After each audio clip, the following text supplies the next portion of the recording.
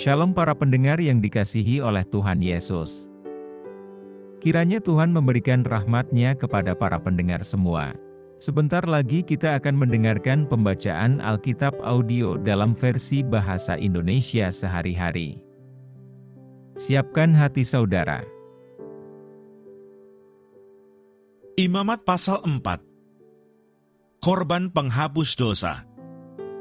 Tuhan berfirman kepada Musa, "Katakanlah kepada orang Israel, apabila seseorang tidak dengan sengaja berbuat dosa dalam sesuatu hal yang dilarang Tuhan, dan ia memang melakukan salah satu daripadanya, maka jikalau yang berbuat dosa itu imam yang diurapi, sehingga bangsanya turut bersalah, haruslah ia mempersembahkan kepada Tuhan karena dosa yang telah diperbuatnya itu seekor lembu jantan muda yang tidak bercela sebagai korban penghapus dosa.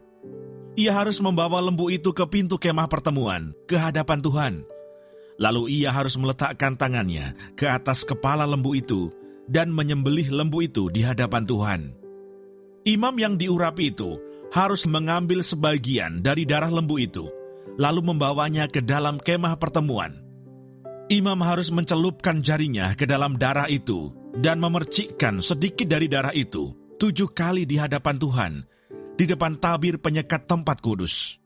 Kemudian imam itu harus membubuh sedikit dari darah itu pada tanduk-tanduk mezbah pembakaran ukupan dari wangi-wangian yang ada di hadapan Tuhan di dalam kemah pertemuan, dan semua darah selebihnya harus dicurahkannya kepada bagian bawah mezbah korban bakaran yang di depan pintu kemah pertemuan.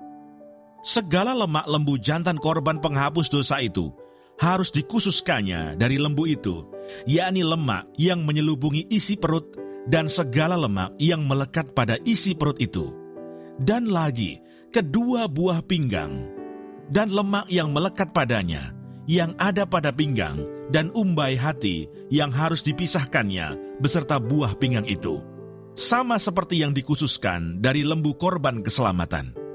Imam harus membakar semuanya di atas mezbah korban bakaran. Adapun kulit lembu jantan itu dan segala dagingnya, beserta kepala dan betisnya, dan isi perutnya dan kotorannya. Jadi lembu jantan itu seluruhnya harus dibawanya keluar perkemahan, ke suatu tempat yang tahir, ke tempat pembuangan abu, dan lembu itu harus dibakarnya sampai habis di atas kayu api, di tempat pembuangan abu. Jikalau yang berbuat dosa dengan tak sengaja itu segenap umat Israel, dan jemaah tidak menyadarinya, sehingga mereka melakukan salah satu hal yang dilarang Tuhan, dan mereka bersalah, maka apabila dosa yang diperbuat mereka itu ketahuan, haruslah jemaah itu mempersembahkan seekor lembu jantan yang muda sebagai korban penghapus dosa. Lembu itu harus dibawa mereka ke depan kemah pertemuan. Lalu para tua-tua umat itu harus meletakkan tangan mereka di atas kepala lembu jantan itu di hadapan Tuhan, dan lembu itu harus disembelih di hadapan Tuhan. Imam yang diurapi harus membawa sebagian dari darah lembu itu ke dalam kemah pertemuan. Imam harus mencelupkan jarinya ke dalam darah itu dan memercikkannya 7 kali di hadapan Tuhan di depan tabir. Kemudian dari darah itu harus dibubuhnya sedikit pada tanduk-tanduk mezbah yang di hadapan Tuhan di dalam kemah pertemuan, dan semua darah selebihnya harus dicurahkannya kepada bagian bawah mezbah korban bakaran yang di depan pintu kemah pertemuan. Segala lemak harus dikhususkannya dari lembu itu dan dibakarnya di atas mezbah. Beginilah harus diperbuatnya dengan lembu jantan itu, seperti yang diperbuatnya dengan lembu jantan korban penghapus dosa. Demikianlah harus diperbuatnya dengan lembu itu. Dengan demikian imam itu mengadakan pendamaian bagi mereka, sehingga mereka menerima pengampunan. Dan haruslah ia membawa lembu jantan itu keluar perkemahan, lalu membakarnya sampai habis, seperti ia membakar habis lembu jantan yang pertama. Itulah korban penghapus dosa untuk jemaah. Jikalau yang berbuat dosa itu seorang pemuka yang tidak dengan sengaja melakukan salah satu hal yang dilarang Tuhan, Allahnya, sehingga ia bersalah, maka jikalau dosa yang telah diperbuatnya itu diberitahukan kepadanya, haruslah ia membawa sebagai persembahannya seekor kambing jantan yang tidak bercela. Lalu haruslah ia meletakkan tangannya ke atas kepala kambing itu dan menyembelihnya di tempat yang biasa orang menyembelih korban bakaran di hadapan Tuhan. Itulah korban penghapus dosa. Kemudian haruslah imam mengambil dengan jarinya sedikit dari darah korban penghapus dosa itu, lalu membubuhnya pada tanduk-tanduk mezbah korban bakaran. Darah selebihnya haruslah dicurahkannya kepada bagian bawah mezbah korban bakaran. Tetapi segala lemak harus dibakarnya di atas mezbah, seperti juga lemak korban keselamatan. Dengan demikian, imam mengadakan pendamaian bagi orang itu karena dosanya, sehingga ia menerima pengampunan.